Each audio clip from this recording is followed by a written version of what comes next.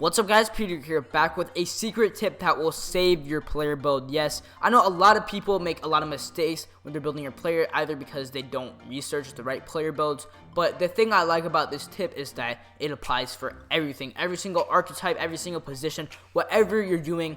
Please follow this tip because we're going to go into great detail into why this is what you need to be doing. A lot of people don't know this, and it will give you a huge advantage on your my player that you might not notice. So make sure you guys smash that like button down below. Let's see if we can hit 500 likes. And if you are new to the channel, make sure you guys subscribe for more daily NBA 2K17 content.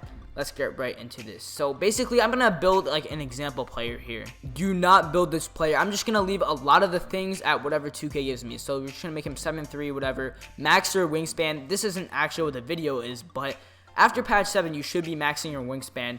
Wait, blah blah blah. We're just gonna leave it here. So this is where we get into the tip: shoulder width. A lot of people see this and they're like, oh, it doesn't increase any attributes. Like when you're increasing your weight, for example, you can clearly see it increases your contact dunk, increases your strength, blah blah blah blah, and decreases this, right? But when you're going to your shoulder width, you don't see anything there. So a lot of people don't know what to do. Now, I have briefly mentioned this in some of my player build videos, so shout out to you if you're a loyal subscriber. You've seen those, because I know a lot of my subscribers might not watch those videos because, like, what are the chances that all my subscribers want to see the best shot creator build or whatever? So there's one thing and one thing only that you should be doing here with your shoulder width. So there's two kinds of people that don't know what they're doing. Either they'll just leave it here because they don't think it does anything, which is probably the worst thing you can do because you won't notice what this does, or they'll make it really go down, which is first, like, actually it's like actually the worst thing, but when you go down you can notice what this actually does. So when you increase your shoulder width, it increases your wingspan. So if you say decrease your shoulder width because you thought it was good for some reason, and the reason why I say that decreasing it's better than actually leaving it where it is, because you notice, or there might be a chance that you notice, that your wingspan actually does change, and maybe you'll change it before you actually build your player, right? So basically at this point, what do you want to do? You want to increase your shoulder width as high as it can go.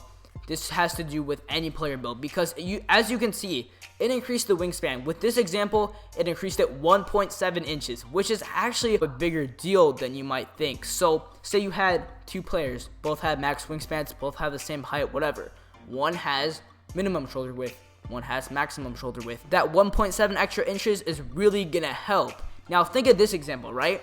You want to max your wingspan at this point, and you're also taking a sacrifice. It's only maybe like a 4.5 inch increase from the default, but those 4.5 inches also come with a sacrifice. And if that sacrifice with not getting the shooting boosts is worth it, then what is this worth it? You're not even having any sacrifices. There's nothing that goes down, nothing that goes up. There's no sacrifices when increasing your shoulder width. So there's nothing bad about increasing your shoulder width.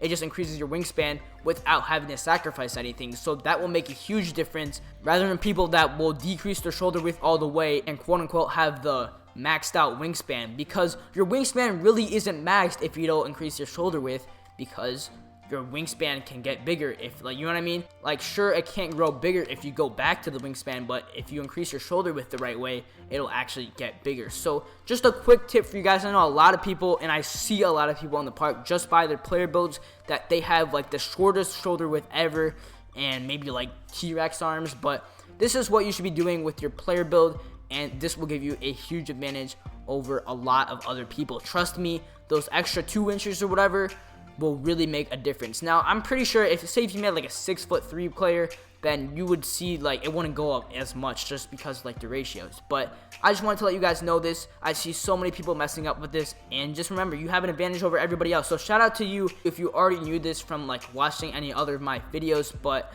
I really wanted to go into great detail and let you guys know that this is what you should be doing with your players. So thank you guys for watching.